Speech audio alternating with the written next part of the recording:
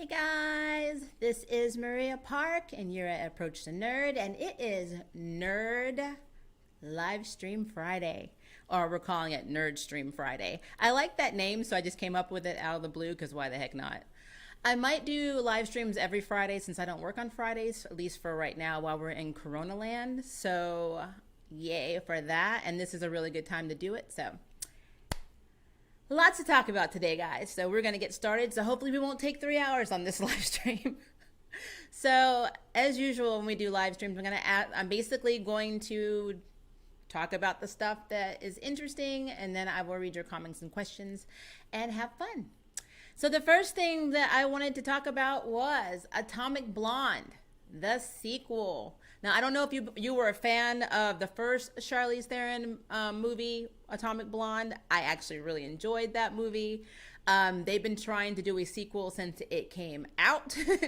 And finally, it looks like it may be going to Netflix, especially with, I guess, the success and the successful collaboration with Charlize Theron on The Old Guard that is currently playing on Netflix. I did a review on it. It's really good. But yeah, so it looks like we may be getting a sequel, which I am completely down for.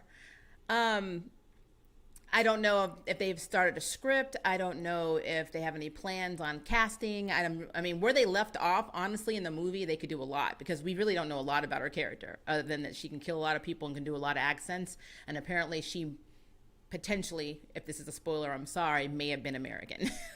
But outside of that, we don't really know. So it'll be good to see, though. I would love to see if this is more like of a backstory, a prequel to Atomic Blonde. I know it's a sequel, but you know what I mean? Like her backstory would be a prequel.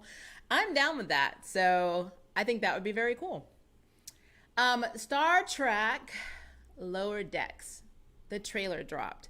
There's been, and I knew this was going to be a problem because I've done Star Trek Picard reviews before, so I knew this was going to be an issue out the gate. But a lot of people are not too thrilled with the CBS All Access series because they said it's kind of like a hybrid between American Dad and the Orville in animated form. I love the Orville. The jury for me is still out. I know, like, the trailer had a lot of crude jokes in it and things like that. I mean, they're basically taking a running gag at the red shirts. And so all Trekkies know about, if you wear a red shirt, normally you're either going to be a captain or you're going to die. So a lot of people are not happy with Star Trek Lower Decks, and I don't know how well this is actually going to do. But I mean, honestly, it could surprise us. I mean, when we saw the first trailer for the Orville, with Seth MacFarlane, we didn't think it was going to be very good. I was kind of on the fence because I really like comedy and I love space-themed shows and I like Spaceballs. So I thought if it was anything like Spaceballs, it would be fine. But yeah, a lot of people are not really, at least on the boards that I've seen, are not really liking Star Trek Lower Decks. So I'm curious to see what people think about it after they watch the trailer. Or if you have watched the trailer, I would love to know what you think about it. So please leave me a comment and let me know. They just announced yesterday that we know the Black Adam movie has not started filming because of COVID, but they have cast Adam Smasher, and Adam Smasher is going to be played by Noah Centineo. I'm hoping I'm saying his name right. I always think it's funny because if you go to the comic book lore, he actually dated Stargirl for a while, and even though I know the actress that plays Courtney in the CW version is like 23 or 24 in real life, she still looks like she's 15. And so even seeing them together, like when you watch read a comic book, whenever they draw any of the female characters specifically, even if they're young, sometimes they make them look older. And so they kept drawing her more developed than she actually was supposed to be at her age. And there was a very big age difference between Adam Smasher and her. And so when he got cast, I kept looking at him and then picturing her, and I was like, oh. So that was really interesting. I don't know if we'll ever see an Atom Smasher in the Stargirl universe. You never know. It is going to the CW, and they do like to pull characters from obscurity. So more than likely, we might get an Atom Smasher, and that would be a very interesting thing to see. But for the most part, in the Black Adam movie, which still has no set date to start filming because of COVID, they have cast Noah Centineo as Adam Smasher. So that's something I'm looking forward to. I'm looking forward to more news on it. Just like New Mutants. I know New Mutants is running, doing the virtual Comic Con run now. We still don't know if they're going to be able to show it in August. Where I live personally, we're still in phase 2, probably going to phase 0 because people don't like to wear masks. So, the likelihood of people being able to go to the theaters is very slim. So I don't know if they're going to end up doing what some of the other companies are considering doing with movies, or like what they did with Bloodshot and a few other movies, like just release it digitally. Because I know that I know they want that movie premiere feel for New Mutants. I just don't know if we're going to get it because of COVID. And this movie's been delayed so many times. I feel really bad for the cast. I mean, I love New Mutants. I love the comic book. I basically love the concept of how they're developing it from the storyline of New Mutants. So I'm really curious to see how they pulled it off. But I mean, I don't know when that's going to be, because I honestly, I'm not trying to jinx it. I just don't think August is going to happen. Not at the rate we're going right now. I mean, this is like the middle of July and we're still knee deep in this stuff. So I don't think that a theater is going to be open by the time their release date hits, which is kind of sad. So, but crossing our fingers, maybe it will. If you watch Stargirl episode 9, I have not done my my spoiler review yet. So hopefully I'm not spoiling anything. If you have not watched Stargirl, plug your ears. They showed a picture of the 7 soldiers of victory, and in that photo was a picture of Golden Age Green Arrow, Oliver Queen, but like aged. I'm curious to see if we're going to have a Green Arrow in Courtney's universe, because she is on Earth too. She's not on Prime Earth. So this opens up the door to casting another Green Arrow, which is interesting. And I guess the reason I thought that was interesting is, why bother showing him if he's not going to potentially become a character that we see later on? Pat says, and quote, "I wish I knew where they were." Courtney referred to him as Robin Hood. It just, the whole setup. We have the Shining Knight, who for some reason keeps losing his memory. But it's just interesting that we saw all of the pictures of, the 7 soldiers of victory, and then there's right smack on the second row, Green Arrow.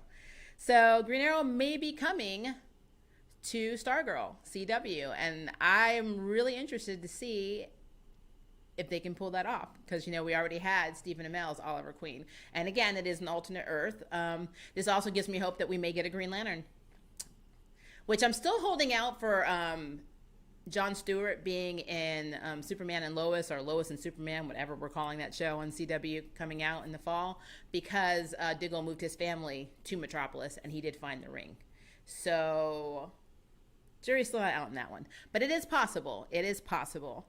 Hi, Candace.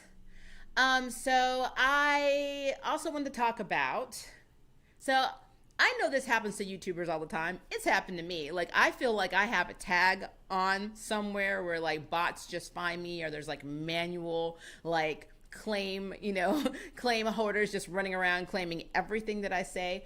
I've gotten claims on everything, but I thought this was interesting that CBS does this in a very interesting way. And I really want to see if it actually happens to me, because apparently it's even happened to someone just by talking about CBS. We'll see what happens. But there is a YouTuber, and her name, actually I wrote it down because I didn't want to make sure I said it wrong. It is That Star Wars Girl, and she's a bigger channel. She's got over 100 something K subscribers. Well, apparently she did a reaction video to the Star Trek Lower Decks. I don't know if it was like a negative review. I don't know if it was a positive review, but CBS, before she even premiered the video, smacked the copyright claim on it. And that's about right, because when Picard came out, I literally did a reaction video on the trailer, the first ever trailer.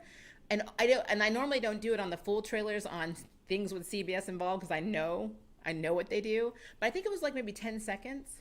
10 seconds of the trailer with no audio, shrunk and black and whited, and not even 5 minutes after I posted that video, it got a copyright claim from CBS. So I know they do it. And it's actually illegal and shady, because if it falls within fair use, they're not supposed to do that. But I just found it interesting that she put out that video, and it actually made some headlines that's, kind of calling out CBS for the stuff they're doing. And I noticed that if it's a positive review, sometimes CBS will leave it alone. But if it's a negative review, like a lot of people weren't happy with Picard, then they were like copyright claiming left and right. And that's a shady business practice. You know, people have the right to not like your property. So just thought I thought that was interesting.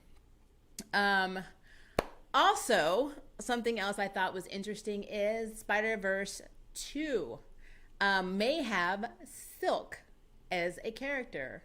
And I'm extremely serious. I love Cindy Moon. Somebody actually sent me a link where Phil Lord and Chris Miller, the producers of Into the Spider-Verse, were kind of hinting that, Silk was their COVID warrior. And it's like they keep saying, oh, we're bringing new Spider-Verse people in. And so, if you don't have a face mask, this character can just whip you up one. And I'm like, is that literally our hint that she's going to be one of the newest additions for Into Spider-Verse 2? Because I'm hoping so, because I really like her character. But that, for me, would be awesome. I really, really would love to have Silk be a character in Into the Spider-Verse, because it's not just about representation. It's just, I just love her character in general. So I would love to see what they would do with her in that, especially with her connection to Peter Parker, if they would have that connection, and if she would come from the same world as the previous one. It's just, there's so much they can do with Into the Spider. It's just, I love the whole concept. I think that'd be really, really awesome. But yeah, so I thought that was pretty cool. I did. So yeah, those are my main stories today. I have Atomic Blonde, Star Trek Lower Decks, Noah Centineo. I'm never going to say his name right. Noah Centineo cast as Atom Smasher in the Black Adam movie, which who knows when that's going to ever actually see the light of day, because they have not started production. The New Mutants doing the virtual Comic-Con tour, which honestly, I don't really know if their movie's going to be able to be shown in August because of COVID. They're probably going to have to move it again, or finally make it digital. Make it digital. We will buy it. I will definitely buy a New Mutants movie. So make it digital. They probably make a heck of a lot more money anyway. Seven Soldiers of Victory on Stargirl, showing Oliver Queen, aka Green Arrow. Will Green Arrow be part of Stargirl universe, a different version, a alternate Earth would be awesome. I would love to see that. Also, the whole thing with CBS. I think there's just so much going on. There's so much news. I always feel like when I do these, that I'm missing out on another story. So, hi, Nicholas. So I never know. I absolutely never know what news I'm missing out while I'm talking about something else. There's one more thing that I wanted to talk about, though. I don't know how long this story will take, but I just wanted to share this because, well, two technically, but this one actually I thought was interesting. So CW, and I don't know what's happened to CW, guys. I don't know if people just aren't happy or what, but Roswell, New Mexico's co-showrunner Karina Adley McKenzie has left the series. She said, and I'm actually going to pull up her Twitter thing here. She will officially be departing the CW sci-fi drama series ahead of its upcoming third season. She said that the decision to leave the show was difficult, and this is her exact Twitter post. I have made the difficult decision to resign from my role on Roswell, New Mexico. I do not take this decision lightly, but ultimately, due to fundamental differences, I must depart and entrust Roswell, New Mexico to capable hands. I am so proud of what we built over the last 2 years, and I believe in the heart and soul of the show, asking tough questions, striving to make the world better, amplifying marginalized voices, and fighting the good fight. So what happened? Why is she leaving? I mean, every time we turn around and somebody's leaving the CW, I swear, either actors or writers and now a showrunner. What is happening in the CW land that people are just jumping ship? I'm really, really curious about that. That came out of nowhere, but that's crazy to me. So yeah, what's going on with the CW? I really want to know. And another thing that I saw, I think yesterday, and maybe a little bit late, so this may be some late news and maybe you already know it, but so Francis Lawrence, who did the first Constantine movie, he is like not really upset, but he's kind of like put off that DC won't let him make a sequel with Keanu Reeves. He really wants to make a second Constantine movie, but DC apparently has other plans for the character, and I don't know what that is, but honestly, I'm gonna be real with you. I love Keanu Reeves, but I'm telling you, Matt Ryan is Constantine. I don't think Matt Ryan is Matt Ryan. I think Matt Ryan actually is Constantine masquerading as Matt Ryan. So it's going to be very hard for me now to see anyone else play Constantine besides Matt Ryan. And it's really hard. So in a way, and I know this sounds horrible, but I actually feel like I'm glad they told him no because I don't want Keanu Reeves to be Constantine anymore. I want Matt Ryan. I want a dark, sinister, sassy, crazy Matt Ryan, smart aleck guy, Matt Ryan, to play Constantine in a movie. I think that should be the next move. If DCEU wants to make a comeback, yes, Wonder Woman's amazing. I liked Aquaman. I like Shazam. But they want to put DCEU back on track, make a Constantine movie with Matt Ryan. That's all I'm saying. But yeah, so that's the stuff I want to talk about, guys. It has been an interesting week for news. Every time I turn around, there's something else. Or somebody's quitting. Something is happening. We unfortunately had sad news. Kelly Preston died. I hope I'm saying her last name right. John Travolta's wife. If you saw Sky High, she was the main character's mother. I loved her in that role. But she died of breast cancer, which is very, very sad. Of course, we have Naya from Glee, who I guess drowned saving her son, which is very sad. Our gentleman from Mythbusters, I always say his last name incorrectly. I think it's Amamoto. I'll get it right. Him having a brain aneurysm and dying. It's just every time I turn on the television or I read something, it seems like very sad moves. 2020 has been a very weird year. A very, very weird year. So on top of all of that, we get all this nerd news, and the nerd news is just kind of all over the place because, quite frankly, nobody has an end game to COVID. So nobody knows when things can be released. Nobody knows when they can start filming things. Nobody knows anything. So it's definitely a challenge for a lot of people in the industry to try and put out anything at this point. So yeah, every little bit of our scrap of news that we get, we're like extremely grateful for.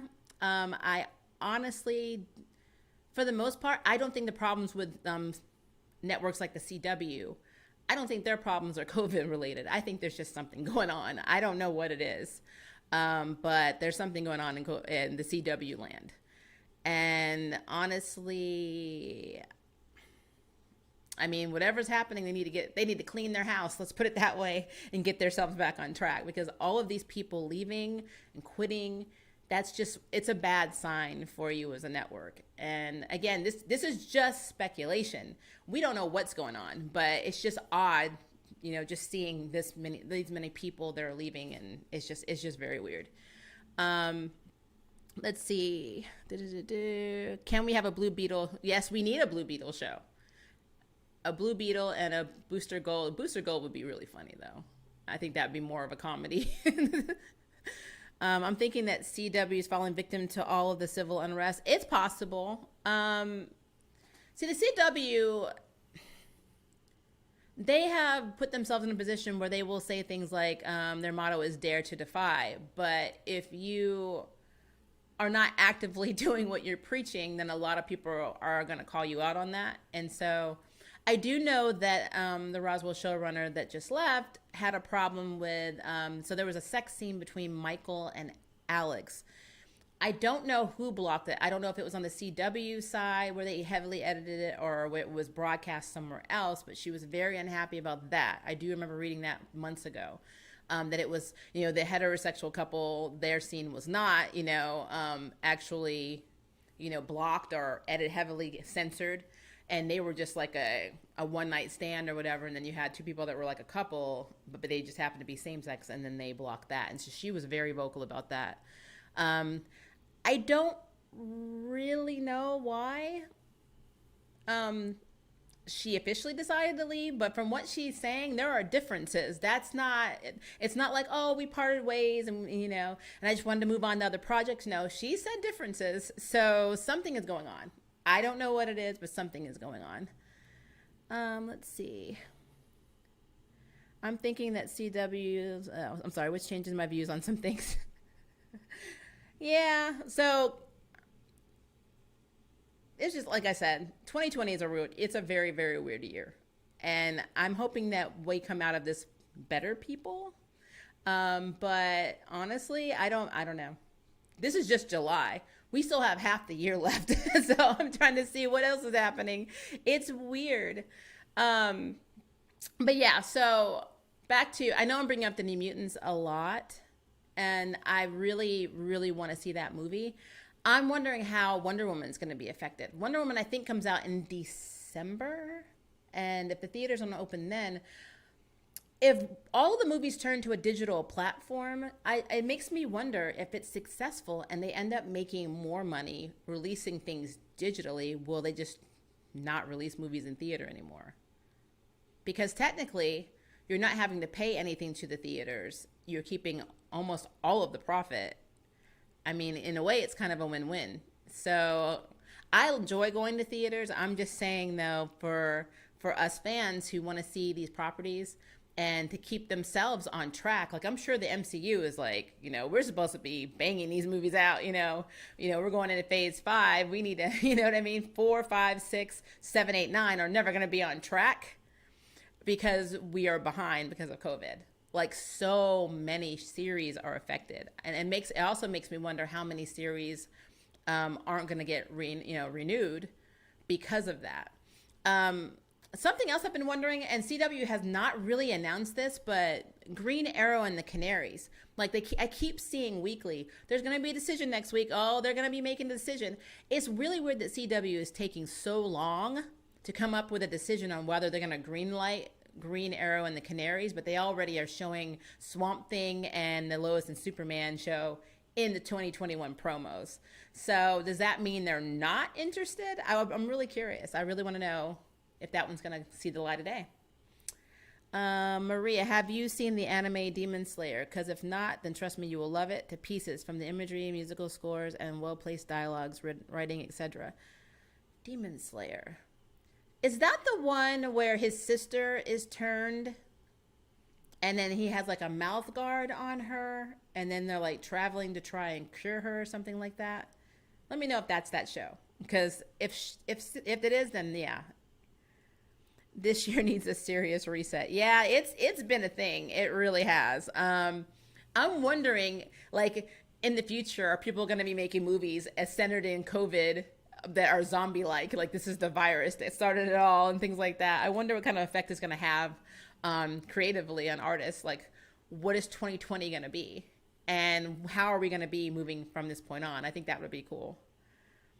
I just wish that they would just give us the New Mutant movie already. And can we have more diversity towards the mutants? Because I'm tired of seeing the blue and gold team all the time. Yes, I know. But, I mean, technically, they could have done a Hellions movie. Like, because Hellions were their rivals. So that would have been interesting. Or have a Hellions team up with the New Mutants. But I guess you have to introduce the New Mutants first. Isn't the New Mutants considered the last official X-Men movie before MCU? I need to look into that. Probably, though. Yeah, that's the one. That's exactly I love that show then. Yeah, I'm not far. I'm on episode 3. Because unfortunately, I get into shows and I get into a lot of them. So I have to go back and forth. But I started watching it. I think I started watching it on Hulu. Very, very, very good series. I was hooked from the first 5 minutes. When he was walking through the snow into town, I'm like, something's going to happen to his family. And I'm like, sure enough, of course it did. So yeah, very, very good anime. And I love anime, by the way. So I'm really looking forward to the sequel. I'm going to call it sequel to Inuyasha, though I am very concerned that we're not seeing still at this point Inuyasha Arkagome. And that their daughter barely knows them. That's not a good sign. So I'm very curious to see what's happening with that one. My husband has PS4 games involving pandemics and zombies. Yeah, we have a few too. I love zombie movies. I am just terrified of them. And the video games that I play, like even with The Last of Us, I am still at the middle. Okay, so I played to the middle of The Last of Us 1. So the reason I know what happens in the games is because my daughter plays them too. And so she just, I just watch her play the cutscenes because I'm a coward. Because when the zombies come at me, I like freak out, and I run. So I can't get through them. But on the flip side of that, I love Train to Busan, and I'm really excited for Peninsula, even though I'll probably have my eyes closed like 3/4 of the time. I am really excited for that movie. I watched all of The Kingdom on Netflix, still freaked me out.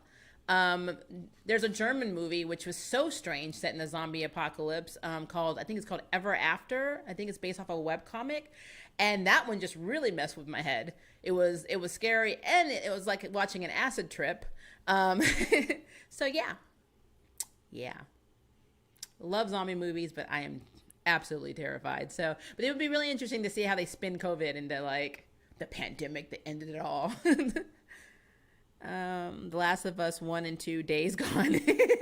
That's what happens. I still haven't started Final Fantasy 7. I got the deluxe remake the day it came out, and it's still sitting unopened because I have not had time to play it. When you work and do YouTube and you're a voice actor, you don't have time to do a lot. And then plus you have your family, so yeah. Even today, after I'm done with my live stream, I have some voiceover lines to do for a game I'm in. So I have a full day, and then I have to find a new television because our bedroom television is not working. So fun times. Let's see.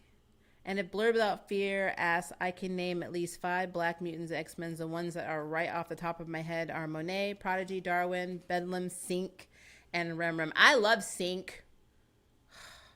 I love Generation X. I love that whole comic series. Remember the Phalanx? The Phalanx was awesome. I love that comic series. That actually, to me, is scarier than a zombie invasion because the Phalanx did not discriminate on who they took. And I, like, this horrible parasite just slowly taking over your mind. It's just amazing. And Sync was I think Sync did get taken, but it took a while because, you have a power to be able to take anybody's power near you. That is pretty cool. But yeah, Sync is one of my faves. If I really need to do a spotlight video on Sync, but right now I'm doing my girls right now. I'm doing all the obscure minority girls that people don't really know about. Like my next one is Chinese American. And I will say her name is Monica Fury. Yes, Nick Fury technically was wife. They're not married. I think it's starting to rain here in my area when it rains. And I will say her name is Monica decides to say I hate Fury. Life and you yes, and Nick bump Fury you out. And I have pretty good internet was otherwise. Wife. They're not married. I think it's starting to rain here in my area when it rains. And I will say her name is Monica decides to say I hate Fury. Life and you yes, and Nick bump Fury. You out. And I love how and I have pretty good internet was otherwise. Wife. They're not married. I think it's starting to rain here in my area when it rains. And I will say her name is Monica decides to say I hate life and you yes, and bump you out. And I love how and I have pretty good internet. Was wife. They're not married. I'm going to end this stream because we're almost at 30 minutes. And I will say her name is Monica Fury, and you is and bump you out. And I pretty good was wife. They're not married. I'm going to end this stream because we're almost at 30 minutes. And I will say her name is Monica Fury, and you is and bump you out. And I pretty